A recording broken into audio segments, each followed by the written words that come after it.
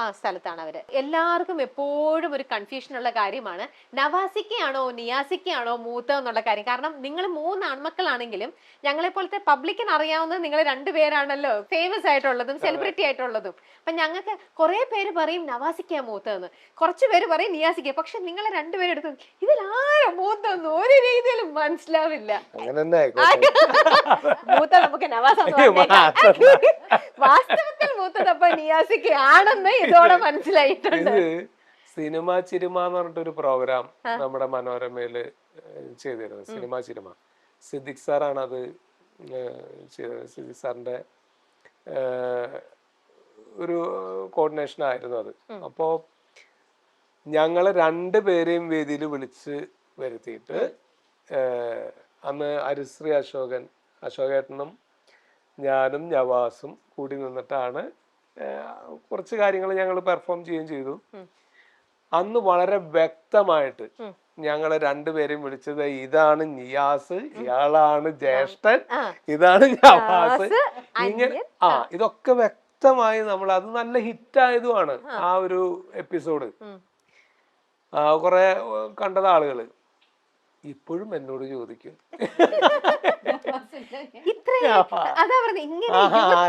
ആരാ ജ്യേഷ്ഠൻ.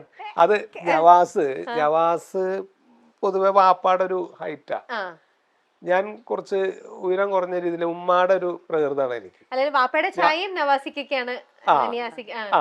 നവാസ് കുറച്ചും കൂടി ഹൈറ്റും ഒക്കെ ഉള്ളത് കൊണ്ടും പിന്നെ ഫീൽഡിലേക്ക് ആദ്യം വന്നത്, അതായത് കുറച്ചും കൂടി ഫെമിലിയർ ആയിട്ട് ആളുകൾ ആദ്യമേ അറിഞ്ഞു തുടങ്ങിയത് നവാസാണ്. നവാസ് അന്ന് കലാഭവനിൽ ഉണ്ടായിരുന്ന സമയത്ത് നവാസിന്റെ ഒരു കലാഭവൻ ടൂർ കേസറ്റ് അന്ന് ഭയങ്കര ഹിറ്റായിരുന്നു. അങ്ങനെയാണ് ശരിക്കും നവാസ് എന്ന് പറയുന്ന ഒരു ആക്ടറിനെ ശരിക്കും കൂടുതൽ ആളുകൾ അറിയുന്നത്. യു എസ് എ ഒരു വേൾഡ് ട്രിപ്പ് ആയിരുന്നു അത്.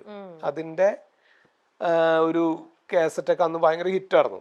പിന്നെ നവാസ് സിനിമയിലേക്കും ആദ്യം സിനിമയില് വേഷങ്ങൾ ചെയ്തത് നവാസാണ്. നവാസ് എറണാകുളം ബേസ് ചെയ്താണ് അന്ന് നിന്നിരുന്നത്. നമുക്ക് കലാഭവനില് ഉള്ളത് കൊണ്ട്. ഉമ്മാടെ നാട് ഞാൻ പറഞ്ഞിരുന്നു, ഉമ്മാടെ നാട് പുല്ലേപ്പടിയാണ്. കലാഭവന്റെ ടൗൺ ഹാളിന്റെ ഇടയിലൂടെയുള്ള ആ ഒരു വഴിയാണ് ഉമ്മാടെ വീട്ടിലേക്ക് പോകുന്ന വഴി. അപ്പൊ നവാസ് അവിടെയാണ് കൂടുതലും എറണാകുളത്ത് ഉണ്ടായിരുന്നുകൊണ്ടും കൂടുതൽ സിനിമകൾ ആദ്യമേ ചെയ്തതൊക്കെ നവാസാണ്. അപ്പോ ഫസ്റ്റ് ഈ രംഗത്തേക്ക് വരുന്ന ഒരാളും പിന്നെ കാഴ്ചയിലും എന്നേക്കാൾ കുറച്ചും കൂടി ഹൈറ്റും കാര്യങ്ങളൊക്കെ, അപ്പൊ ഇയാളാണ് ജ്യേഷ്ഠൻ എന്നുള്ളത് എല്ലാവരും കൂടി അങ്ങോട്ട് ഫിക്സ് ചെയ്തതാ. അപ്പൊ നവാസിക്ക് ഇടയ്ക്കെങ്കിലും വന്ന് പറഞ്ഞിട്ടില്ലേ മനുഷ്യൻ നിങ്ങൾക്ക് പ്രായമായി ഞങ്ങള് 2 വയസ്സിന് വ്യത്യാസമുള്ളൂ. ഞങ്ങള് എടാപോട ടീമാണ്. ഒരു ഈ പറഞ്ഞ പോലെ ഒരു ജ്യേഷ്ഠൻ അനുജൻ അങ്ങനെ ഒരു റെസ്പെക്ട് ചെയ്തിട്ടുള്ള ഒരു സംഗതി, ഒരു ഫ്രണ്ട്ഷിപ്പ് രീതിയിലാണ് ഞങ്ങളുടെ ഒരു പോക്ക്. അപ്പോ അതിന് മാത്രം പ്രായം വ്യത്യാസവും ഇല്ലാത്തത് കൊണ്ട് ഞങ്ങളെ ഈ കണ്ടാലും ഞങ്ങളുടെ പെരുമാറ്റം കണ്ടാലും മനസ്സിലാവില്ല. അല്ലെങ്കിൽ ഇപ്പൊ എവിടെയെങ്കിലും പുറത്താണെങ്കിലും നവാസെന്ന് വിളിക്കുള്ളൂ ഞങ്ങള്. അല്ലെങ്കിൽ വേറെ എല്ലാവർക്കും ഇക്ക എന്നൊക്കെ വിളിക്കുമ്പോ അല്ലെങ്കിൽ അങ്ങനെയൊക്കെ വിളിക്കുമ്പോ മനസ്സിലാവൂല്ലോ. ഇത് അതും മനസ്സിലാവില്ല. ഈ പ്രോഗ്രാമിന് പോണോടത്താണെങ്കിലും ഒക്കെ ആളുകൾക്ക് ഇത് ആരാണ്. എന്നാലും എന്തെങ്കിലും നവാസിക്ക് അങ്ങനെ പറഞ്ഞിട്ടുണ്ടോ? ഇല്ല. അവനെന്തിനാ അത് പറഞ്ഞത്? ഇല്ല, അങ്ങനെ പറയേണ്ട കാര്യമില്ലല്ലോ. അവനും കാണാൻ ചുള്ളനല്ലേ. അല്ല അതല്ല പറഞ്ഞ ചേട്ടനായിട്ട് നിക്കട്ടെ, എന്നെ കാണാൻ രണ്ടാമത് തോന്നട്ടെ, ഈ പറയുന്ന തെറ്റിദ്ധാരണ മാറ്റി കിട്ടുമല്ലോ. അപ്പൊ അങ്ങനെ ഓക്കെ. ഇനി നമുക്ക് മറിമായത്തിലെ വിശേഷങ്ങളും കൂടെ. മറിമായം ഇപ്പൊ എത്രയാ 14 വർഷം കഴിഞ്ഞു. ഞങ്ങളെ 2011 തുടങ്ങിയത്. എത്ര 14 വർഷം കഴിഞ്ഞ് ഇങ്ങനെ നമ്മളെ രസിപ്പിച്ചോണ്ടിരിക്കുന്ന ഒരു ഇതാണ്. എത്ര കണ്ടാലും നമുക്ക് മടുക്കില്ല, മതിയാവില്ല, പിന്നെയും പിന്നെയും ഇങ്ങനെ കാണാൻ തോന്നിക്കൊണ്ടേയിരിക്കും. അതിന്റെ ഷൂട്ടും കാര്യങ്ങളും ഒക്കെ ആയിട്ട് എറണാകുളത്ത് തന്നെയാണ് ഇപ്പോഴും അല്ലേ? ഇവിടെ അപ്പൊ അതങ്ങനെ ഉണ്ട്. നമ്മുടെ അരൂര് മനോരമയുടെ സ്റ്റുഡിയോ ഉണ്ടല്ലോ, അവിടെയാണ് അതിന്റെ ഷൂട്ടും കാര്യങ്ങളൊക്കെ. സ്റ്റുഡിയോയിൽ ഒരു ഫ്ലോർ ഉണ്ട് നമുക്ക് ഓഫീസ് സീൻസും കാര്യങ്ങളൊക്കെ എടുക്കാനായിട്ട്. അത് കൂടാതെ പിന്നെ സ്റ്റുഡിയോയുടെ പരിസരത്തുള്ള ചില സ്ഥലങ്ങളൊക്കെ ഞാൻ തൊട്ട് മുന്നേ ഇക്കയുടെ ചോദിച്ചിരുന്നു നമ്മുടെ അന്നത്തെ രസങ്ങളുടെ ഭാവം ചെയ്യുമോ എന്ന് ചോദിച്ചിട്ട്, രസങ്ങൾ ചെയ്യുമോ. അപ്പൊ ഇക്ക അത് വേണ്ട, അത് കുറെ കഴിഞ്ഞു, അത് നീ ചെയ്യുന്നില്ല എന്ന് പറഞ്ഞു. അല്ല, ചെയ്യില്ല എന്ന് പറഞ്ഞാൽ വേറെ ഒന്നല്ല, നമ്മൾ ഈ മീഡിയ വഴി വരുമ്പോഴേ അങ്ങനെ കുറെ പേര് കണ്ടിട്ടുള്ളത് കൊണ്ട് എന്നോട് പലരും റിക്വസ്റ്റ് ചെയ്തു അത് തന്നെ ഇങ്ങനെ കാണിക്കല്ലേ എന്ന്. പുതിയത് ദാ വരണോ, പുതിയ ഐറ്റം എവിടെ ക്യാമറ, പുതിയ ഐറ്റം ദാ വരണോ. ഐറ്റം തന്നെ ഇല്ല. എന്തായാലും ഇക്കനെ പോലത്തെ ഒരാളെ കിട്ടിക്കഴിയുമ്പോൾ ഇക്കയുടെ ഒരു പെർഫോമൻസ് എല്ലാരും എന്തായാലും ആഗ്രഹിക്കുന്നുണ്ടാവും. എന്തെങ്കിലും ഇക്കയ്ക്ക് കംഫർട്ടബിൾ ആയിട്ടുള്ള നമുക്ക് വർത്തമാനം പറയുന്നതിന്റെ ആ ഒരു രീതി ഒന്ന് മാറ്റി പിടിക്കാം. വേറൊന്നല്ല, ഞാൻ ഈ സ്ലാങ് ഇങ്ങനെ മാറ്റി പറയാൻ ശ്രമിക്കാറുണ്ട്. നമ്മുടെ മറിമായത്തില് പല ക്യാരക്ടേഴ്സും ഈ പറഞ്ഞ പോലെ 14 വർഷം ഇങ്ങനെ തുടർച്ചയായിട്ട് പോയിക്കൊണ്ടിരിക്കുന്ന ഒരു പ്രോഗ്രാം നമ്മൾ പറഞ്ഞല്ലോ.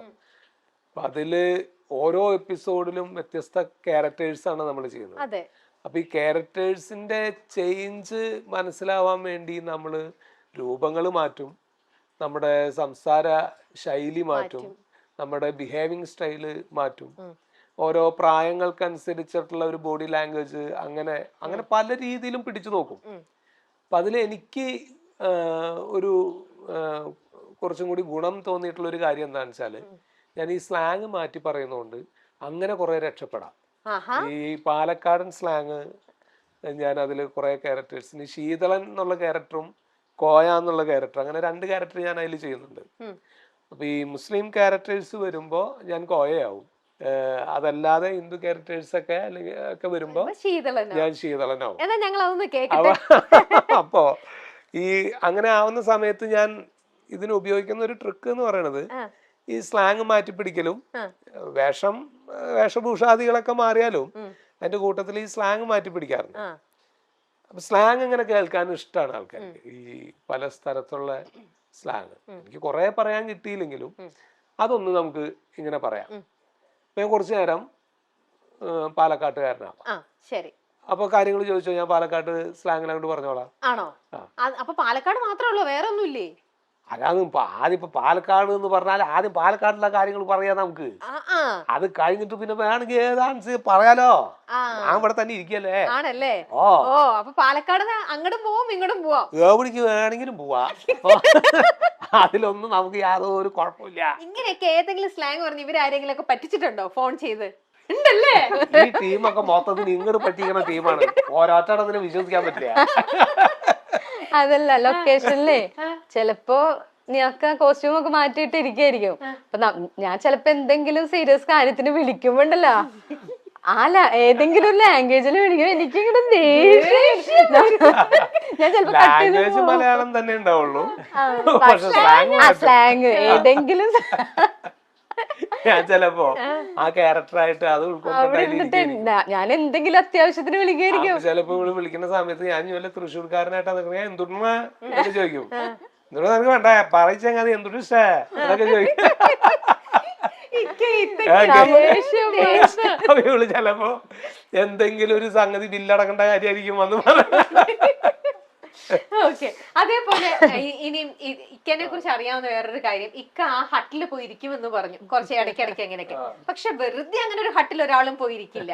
അവിടേതായിട്ട് ഇരിക്കണം എന്നുണ്ടെങ്കിൽ തീർച്ചയായിട്ടും കഥ എഴുതുകയോ കവിത എഴുതുകയോ, അല്ലെങ്കിൽ ഈ പറയുന്ന പോലെ പുതിയതായിട്ട് നമ്മള് നാടകങ്ങളിലെ ഇതാണെങ്കിലോ, അല്ലെ ഡയലോഗ്സ് നിങ്ങൾക്ക് ഇതിനകത്ത് വേണ്ട സ്ക്രിപ്റ്റിംഗ് കുറച്ച് ചെയ്യണമെങ്കിലോ, അങ്ങനെ എന്തെങ്കിലും ഒക്കെ ചെയ്യാൻ വേണ്ടിയിട്ടായിരിക്കണം തീർച്ചയായിട്ടും അങ്ങനത്തെ ഒരു സ്പേസ്. എഴുത്ത് പരിപാടികളുണ്ട്. കവിത എന്ന് പറഞ്ഞാല് അല്ല, അത് ഞാൻ എന്റെ സത്യാവസ്ഥ ഞാൻ പലയിടത്തും പറഞ്ഞിട്ടുള്ള സംഗതി തന്നെയാണ്. എനിക്ക് അക്ഷരത്തെറ്റ് ധാരാളം ഉണ്ടാവാറുണ്ട്. മലയാളം എഴുതുമ്പോ തന്നെ അക്ഷരത്തെറ്റ് ധാരാളം ഉണ്ടാവാറുണ്ട്. അപ്പൊ അത് എന്താ വെച്ചാൽ കുറെ നമ്മൾ ഇതൊന്നിങ്ങനെ വിട്ട് പോകുമ്പോ, എഴുത്തില്ല അല്ലെങ്കിൽ വായനയില്ല ഇതൊക്കെ കുറയുമ്പോ ഓട്ടോമാറ്റിക്കലി നമുക്ക് ഇങ്ങനെ ഡൗട്ട് തോന്നും, ഒരു സംശയമാണ്. അത് ചിലപ്പോ ശരിയായിരിക്കും, പക്ഷെ എഴുതാൻ നമുക്ക് ഇത് ഇത് തന്നെ അല്ലേ, ഈ ധാന്ന് തന്നെ അല്ലേ, അല്ലെങ്കിൽ ധാന്നാണോ എന്നൊക്കെ പറഞ്ഞ് നമുക്ക് തന്നെ ഉള്ളിന്റെ ഉള്ളിൽ ഒരു സംശയം വരും. പല വാക്കുകളും അങ്ങനെ പ്രശ്നം ഉണ്ടാക്കും. അപ്പൊ ഇത് നമ്മൾ എഴുതി കഴിയുമ്പോ നമ്മള് നമ്മുടെ സുഹൃത്തുക്കള് അല്ലെങ്കിൽ ചില ആളുകള്, അറിവുള്ള ആളുകള് എന്ന് പറഞ്ഞാൽ ഭാഷാ പരിജ്ഞാനമുള്ള ആളുകള്, അവരുടെ കയ്യിലെത്തുമ്പോ നിയാസെ ഇതിന് അക്ഷരം ഇങ്ങനെയാണ് വേണ്ടത് കേട്ടോ, അല്ല ഇങ്ങനെ. അപ്പൊ എനിക്ക് അക്ഷരത്തെറ്റ് തിരുത്തി തരാൻ മാത്രമായിട്ട് ഒരു ടീം ഒരാളുണ്ട്. അതായത് വേണുദാസ് സ്വാമിജി, അദ്ദേഹം പാരീസിലാണ്. അദ്ദേഹം ഒരു ഭാഷാ പണ്ഡിതനാണ്, സന്യാസിയാണ്. അപ്പോ നന്നായിട്ട് വായിക്കുകയും എഴുതുകയും കവിതകളും ഒക്കെ ചെയ്യും. നമ്മളെ ഈ നിരൂപണത്തിനും നല്ല ശേഷിയുള്ള ഒരാളാണ്. അപ്പൊ അദ്ദേഹത്തിനെയാണ് ഞാനിത് ഇങ്ങനെ അയച്ചു കൊടുക്കുന്നത്. പിന്നെ എൻ്റെ ചില സുഹൃത്തുക്കൾ, നാട്ടിൽ ചില സുഹൃത്തുക്കളുണ്ട്, അയച്ചു കൊടുക്കുമ്പോൾ അദ്ദേഹമാണ് ഇതിൻ്റെ ഈ വാക്കുകളൊക്കെ പലതും തിരിത്തരുക. നമുക്ക് മലയാളം ആയതുകൊണ്ട് നമുക്കതെല്ലാം അറിയാമെന്നുള്ളൊരു ഒരു തെറ്റായ ധാരണ നമുക്കുണ്ട്. പലതും നമുക്കറിയില്ല. മലയാള ഭാഷയിൽ പല വാക്കുകളും ചിലപ്പോൾ നമ്മൾ എഴുതുമ്പോൾ തെറ്റും. ചുരുക്കം ഞാനൊരു കാര്യം പറയാം. ഇന്നിപ്പോ വയ്ക്കാം, അല്ലെങ്കിൽ ഇങ്ങനെ യാന്ന് ഉപയോഗിച്ചിട്ട് വരുന്ന ഇതില്ലേ, കാ യാ, കാ യാ, അങ്ങനെ വരുന്ന വാക്കുകൾ ഉണ്ടല്ലോ. ആ വാക്കുകളിൽ യാ ഉപയോഗിക്കുന്നത് എവിടെയാണെന്ന് നമുക്ക് സംശയമാണ്. അതെ, അത് എല്ലാ വാക്കുകൾക്കും വേണോ? വേണ്ട. ഇപ്പൊ വാക്കുകൾ ആകുമ്പോ യാ വേണ്ട. വയ്ക്കാം എന്ന് പറയുമ്പോൾ അവിടെ യാ വേണം. അത് എങ്ങനെ നമ്മൾ തിരിച്ചറിയും? അത് സൗണ്ട് ചെയ്യുന്ന രീതിയിൽ നിന്നും അല്ല, എഴുതുമ്പോ എങ്ങനെ തിരിച്ചറിയുന്നോ? മനസ്സിലായില്ല. എഴുതുമ്പോ ഇപ്പോ നമ്മള് അതിനുള്ള ഒന്ന് രണ്ട് വാക്കുകൾ പറയാ. അങ്ങനെ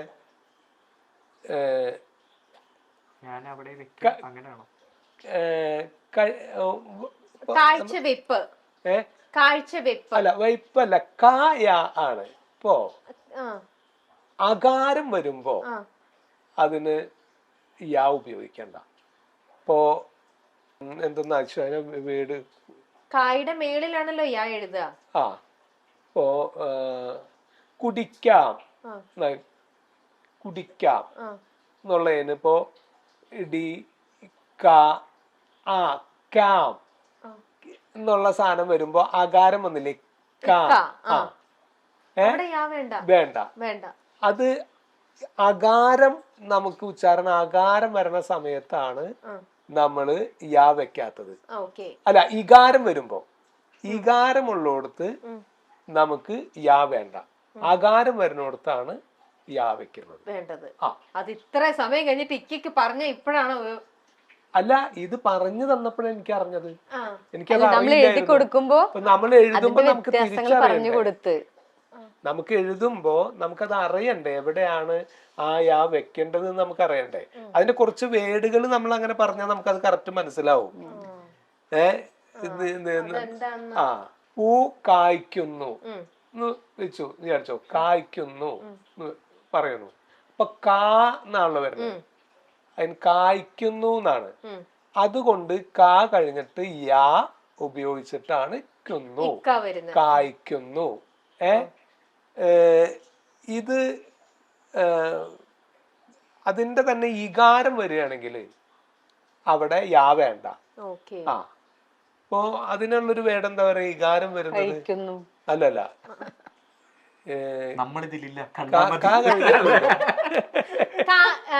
കാക്കുന്നു, നിങ്ങളെ കാത്തു നിൽക്കുന്നു, കിതയ്ക്കുന്നു. കിതയ്ക്കുന്നു എന്നുള്ളതിനും യാ വേണം. ദാ കഴിഞ്ഞിട്ട് അകാരാണ് വരുന്നത്. കിതയ്ക്കുന്നു. പതിക്കുന്നു വേണ്ട, എന്നാണ് വരുന്നത്. പതിക്കുന്നു. ഓൾറെഡി ഉള്ളത് കൊണ്ട് യാ വേണ്ട. അപ്പൊ മനസ്സിലായി. പതയ്ക്കുന്നു വേണം, താ കഴിഞ്ഞിട്ട് യാ വേണം. പതയ്ക്കുന്നു. അപ്പൊ എന്താ വെച്ചാ താ എന്നാണ് വരുന്നത്, അകാരാണ് വരുന്നത് താടെ. ഇതാണ് അതിന്റെ ഈ വ്യത്യാസം. അകാരം വരുമ്പോഴാണ് യാ ഉപയോഗിക്കേണ്ടത്, അല്ല ഇകാരം വരുമ്പോഴാണ് യാ ഉപയോഗിക്കേണ്ടത്. അകാരം വരുമ്പോ വേണം എന്ന് പറയുന്നത് നമുക്ക് അറിയുന്ന ഒരു കാര്യമല്ല. നോർമലി പല ആൾക്കാർക്കും അറിയില്ല. ഞാൻ ചോദിച്ച മിക്ക ആൾക്കാർക്കും അറിയില്ല. അതെങ്ങനെയാ എല്ലാത്തിനും അങ്ങോട്ട് എഴുതുന്നു, അത്രേ ഉള്ളൂ. എങ്ങനെയോ എഴുതി വന്നതിന്റെ പേരിൽ എഴുതുന്നു. പക്ഷെ ഇതിന്റെ ശരിയായിട്ടുള്ള വശം അറിയാതെയാണ് നമ്മളത് ചെയ്യുന്നത്. ഇത് അറിവുള്ളവര് പറഞ്ഞു തരും. ഇത് എനിക്ക് ഇത്തരം സംഗതികൾ നമ്മൾ എഴുതി തുടങ്ങിയപ്പോ